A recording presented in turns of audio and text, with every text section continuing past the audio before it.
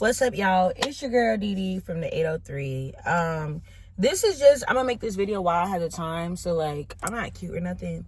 It just is not done, none of that stuff. I have an appointment at 11, so it is 10:49. So I'm like, I might as well just go ahead and get this in.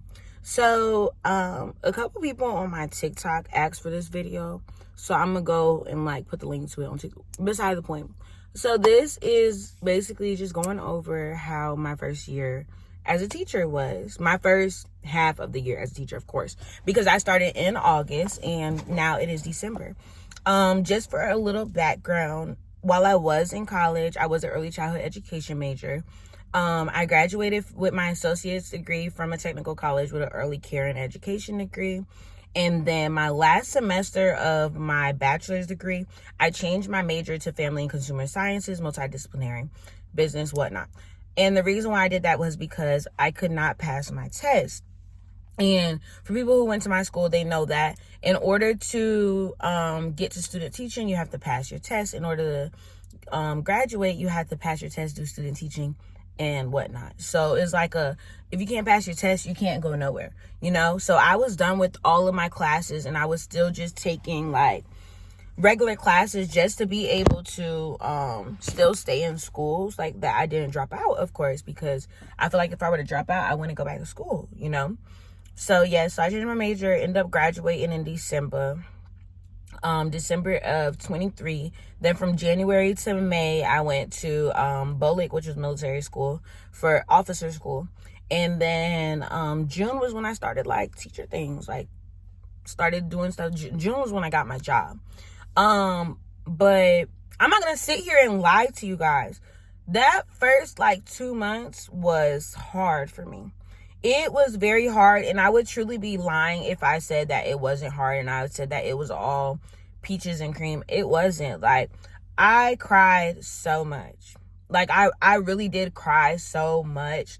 Like, I had days where I had to get a teacher from next to me. Like, we have a TA, a teacher's assistant. I would have to, but during that time, that's beside the point. We're not going to get into it. But I would have to get them to come to my classroom real quick because I was in the middle of about to break down. Like, and it wasn't the students. It was just like, it's like, how is this something that I've wanted to do all my life and it's stressing me out like this, you know? And it's making me feel the way that I'm feeling. But the only reason why it was making me feel the way that I was feeling was because I wasn't prepared, if that makes sense. I've never really been in a classroom. I've substituted plenty of times, but that's just one day in that classroom and all I have to do is sub plans. But this is my own classroom. I've never taught a lesson plan to a class before. I've never, like, this is so new to me. So I'm like, I feel like I just got thrown into this without the proper preparation, if that makes sense. It's a lot. If you don't have a supportive team, is gonna be hard for you. Like, it's just like, if you have, I know there's people, like, I've heard their stories, like my friends through Teach for America and whatnot, and they're like, you know, it's like them and their team, it's like they beefing, like they're in competition.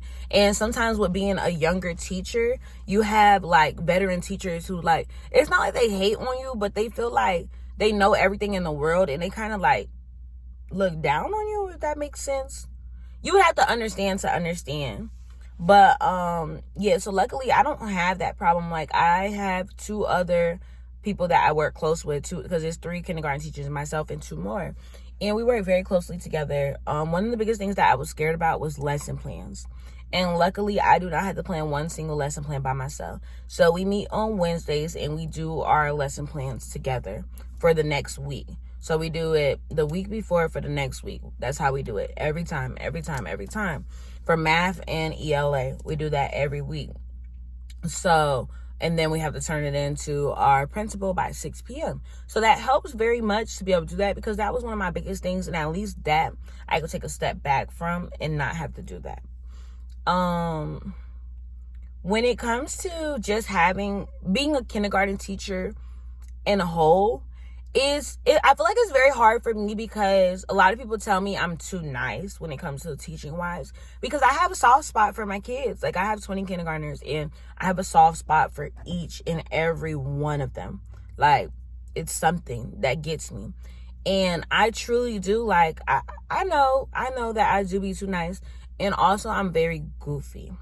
So as a teacher in my early 20s, it's very hard for me not to make a joke or not to break out and be like, You get what I'm saying? Like, who doesn't want to do a TikTok? And you know, my kids know the TikTok. Like, you know what I'm saying? Like, what's that one? How we go? Wait. They don't love you like I love you. Wait. We be doing that one. Like, you know, we gotta have fun sometimes. And that's the other thing.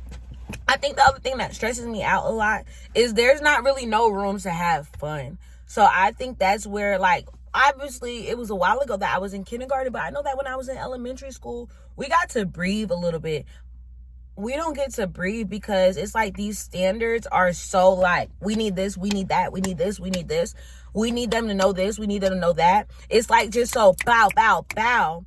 And they don't give you the time to have fun. Like, you don't even really get the time to be able to teach them to write their name. Like, it's straight into, okay, count to 20, count to 50, count to 100. It's straight into the schoolwork, you know? It's not really getting to know your kids a week of what's your favorite color, what's your favorite food. No.